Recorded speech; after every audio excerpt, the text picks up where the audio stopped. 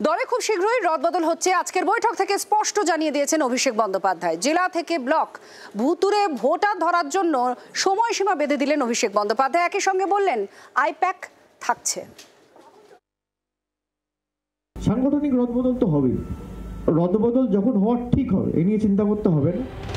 সবে বছরের শুরু নিজের লোকসভা কেন্দ্রে ডায়মন্ড হারবারে দাঁড়িয়ে জোর গলায় রদবদলের বার্তা দেন অভিষেক বন্দ্যোপাধ্যায়।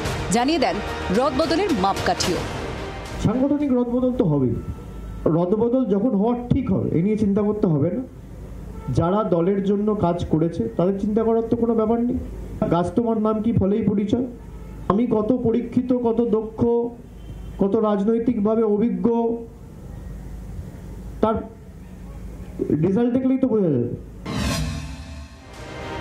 3.5 মাসের ব্যবধানে আবারও অভিষেক জানিয়ে দিলেন তৃণমূলের সংগঠনের রদবদল হচ্ছেই।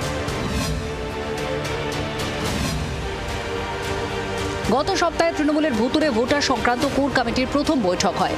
রাজ্য সভাপতি সুব্রত বক্সির ডাকা বৈঠকে উপস্থিত ছিলেন না অভিষেক বন্দ্যোপাধ্যায়। একই ইস্যুতে শনিবার দলের সর্বস্তরের জনপ্রতিনিধি ও পদাধিকারীদের নিয়ে ভার্চুয়াল বৈঠক করলেন তৃণমূলের সর্বভারতীয় সাধারণ সম্পাদক। বৈঠকে ছিলেন সুব্রত বক্সিও। ক্যামাক স্ট্রিটের অফিসে অভিষেকের পাশে বসেই তিনি বলেন, আগাম কর্মসূচির জন্য অভিষেক কোর কমিটির বৈঠকে ছিলেন না।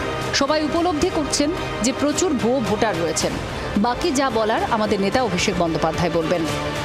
এদিন বৈঠকে দলীয় সংগঠন ঢেলে সাজানো স্পষ্ট নির্দেশ দিলেন তৃণমূলের সর্বভারতীয় সাধারণ সম্পাদক। তিনি বলেন, হাতে মাত্র 6 মাস সময় আছে। পিছিয়ে থাকা বুথ চিহ্নিত করুন। যেসব বিধানসভায় 70% বুথে হেরেছি সেখানে বুথ অঞ্চল সভাপতি বদল করুন। আগে জেলা স্তরে বদল হবে, পরে বাকি বদল। কাজের ভিত্তিতেই রদবদল করা হবে। একই সঙ্গে ভুতুরে ভোটার চিহ্নিত করতে সময় বেঁধে কমিটি তৈরির নির্দেশ দিলেন অভিষেক।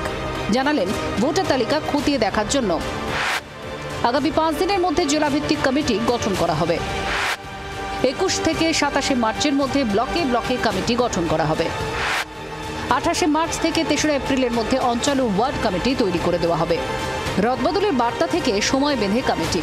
সর্বভারতীয় সভাপতির একের পর এক নির্দেশ দেখে প্রশ্ন উঠছে, দলে কি তাহলে সংগঠন দেখবেন অভিষেকই? দলনেত্রী 27-এর মঞ্চ থেকে তিনি এই ফেক ভোটার নিয়ে গোটা দলকে মাঠে নামার নির্দেশ দিয়েছিলেন। আর আজ অভিষেক বন্দ্যোপাধ্যায়ের এই সভা থেকে রীতিমতো স্ট্রাকচার করে, অর্থাৎ নির্দিষ্টভাবে কমিটি তৈরি করে, দুটো বিশেষ পদ তৈরি করে, যারা সারাক্ষণ এই স্ক্রুটিনি কাজটাকে দেখভাল করবেন সেই ধরনের বিশেষ পদ তৈরি করে সামগ্রিকভাবে সমস্ত কিছু নিয়েই কিন্তু কার্যত আজকে অভিষেক বন্দ্যোপাধ্যায়ের এই সভা। শ্রেয়সী গঙ্গোপাধ্যায়ের রিপোর্ট, জি 24 ঘন্টা।